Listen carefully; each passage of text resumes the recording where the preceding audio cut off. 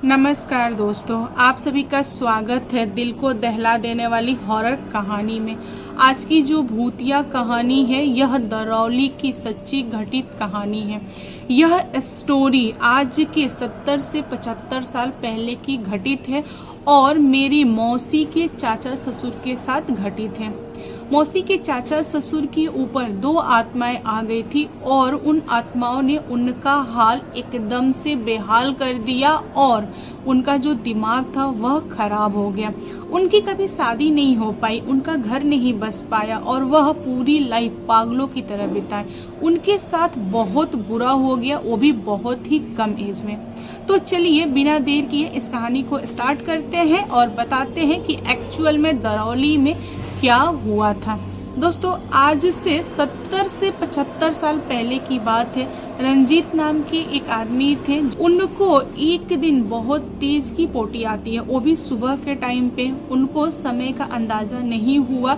उन्होंने लालटेन जलाया क्योंकि रोशनी वगैरह तो थी नहीं पहले, और लोटा में पानी लिया। उसके बाद वे चल दिए खेत की तरफ। वे खेत की तरफ जा रहे थे, लेकिन प्रेशर इतना ज्यादा था कि उन्होंने सोचा कि यही नदी के पास में बैठ जाता हूँ, क्योंकि खेत में जाऊंगा तो मैं होल्ड नहीं कर पाऊंगा, शायद उनका पेट वगैरह खराब हो। इसीलिए उन्होंने लोटा की पानी एक जगह रखा और वहीं पे नदी के किनारे बैठ गए।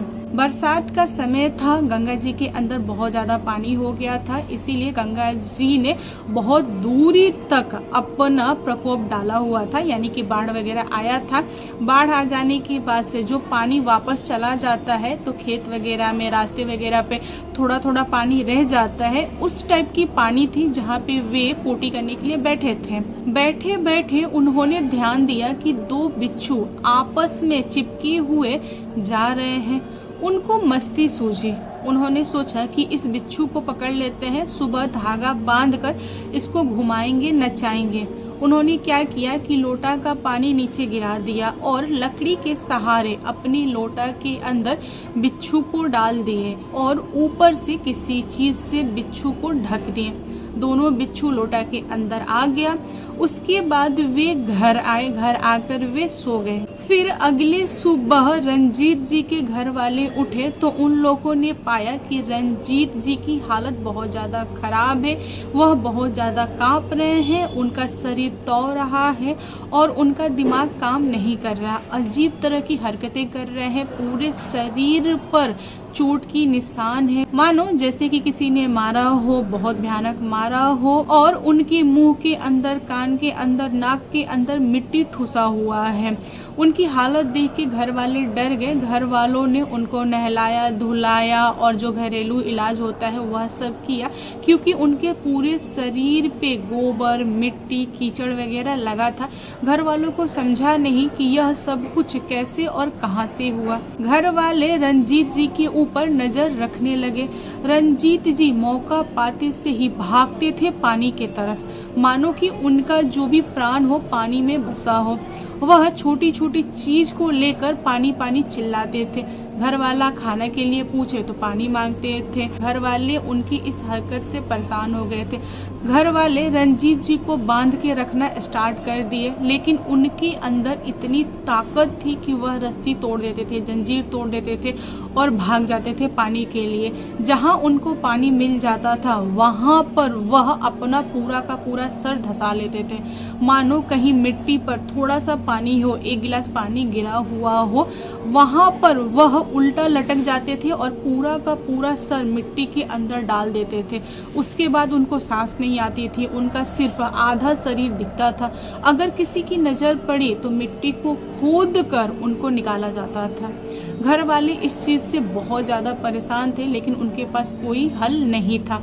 हर रोज रंजीत जी कुछ न कुछ नया नया कांड करते थे। घर वाले हमेशा रंजीत जी के पीछे पड़े रहते थे।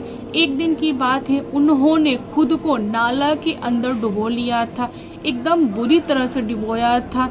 अच्छा हुआ था कि उनकी भाई की नजर उनके ऊपर पड़ गई, तो लोगों को इकट्ठा करके गांव वालों ने नाला को तोड़ा, उसके बाद उनको निकाला, दिन वे बाहर आए। एक दिन की बात है, रंजीत जी को मौका लगा, वे भाग आगे नदी के तरफ और दरौली में गंगा जी है।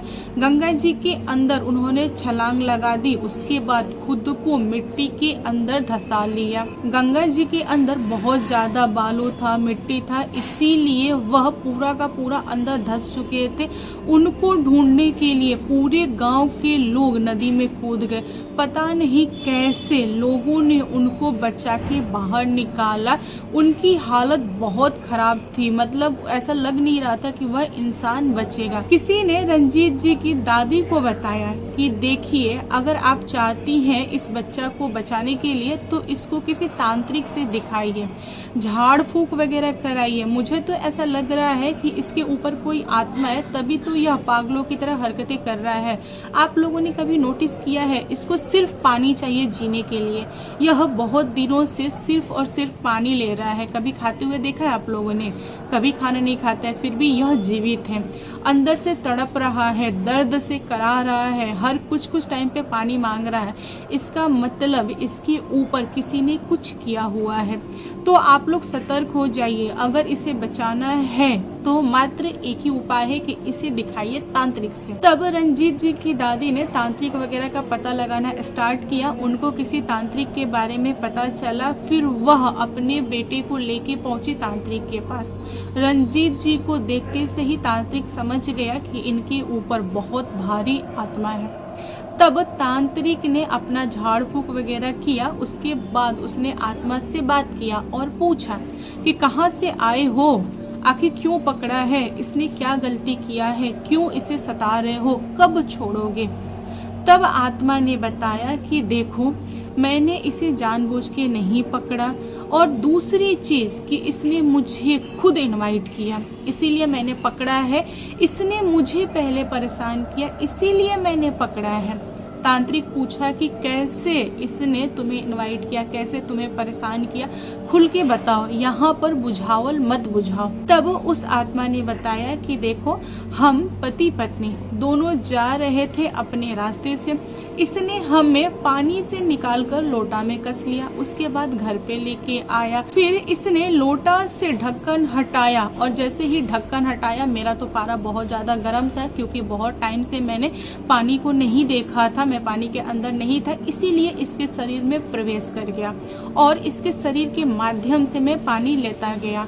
और मेरा गुस्सा इतना ज्यादा था कि मैं इसे छोड़ना नहीं चाहता, मैं इसे तड़पाना चाहता हूँ, मैं इसे इतनी आसानी से नहीं मारूंगा। फिर तांत्रिक ने उस आत्मा को समझाया और बोला कि देखो, यह बच्चा है, इसको नहीं पता था, यह खेलने के लिए तुमको उठा लाया। तुम लोग भी तो भेष बदल के घूम रहे थे ना, इसको क्या पता, तुम लोग ओरिजिनल भेष में होते तो यह डर के मारे भाग जाता।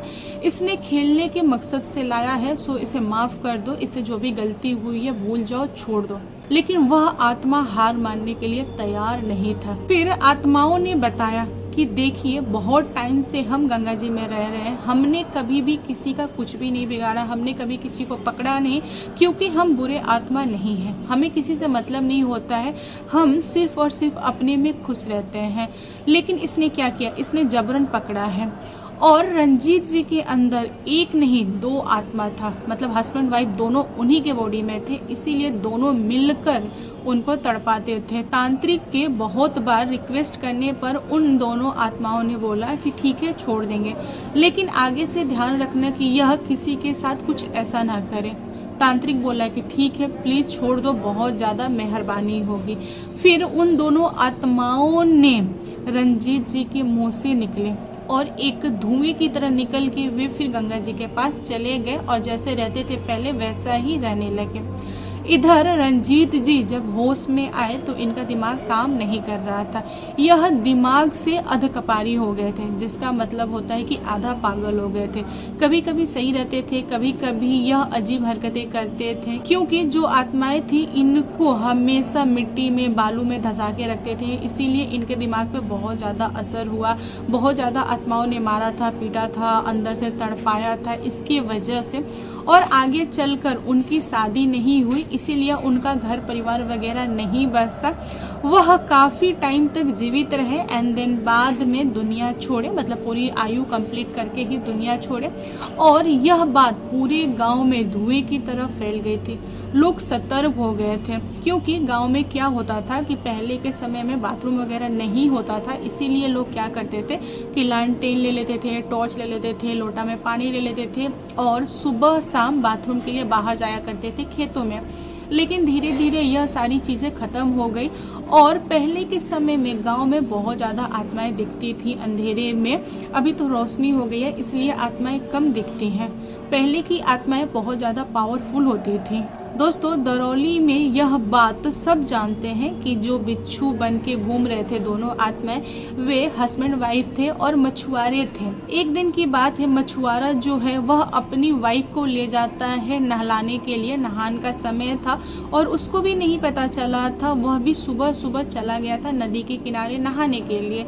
लेकिन उसने पाया कि जो नदी का किनारा है वह बहुत ज्यादा गंदा था, इसीलिए उसने अपनी वाइफ को बोला कि एक काम करो, तुम मेरी नाव पे बैठो, मैं तुम्हें उस पार ले जाता हूँ, उधर अच्छा पानी मिलेगा, नहा लेना और नहा कर आ जाना नाव से। जो मछुआरा था उसको नाव चलाने आता था, इसीलिए उसने अपनी वाइफ को नाव पे बैठाया और लेके जा रहा था उस तरफ। लेकिन बीच में कुछ बुढ़वा थे, उन लोगों ने इनकी नाव को पलट दिया और दोनों पति पत्नी को अंदर डुबो के मार दिया। जैसे ही बुढ़वा ने इन दोनों को मारा, ये दोनों भी बुढ़वा बन गए।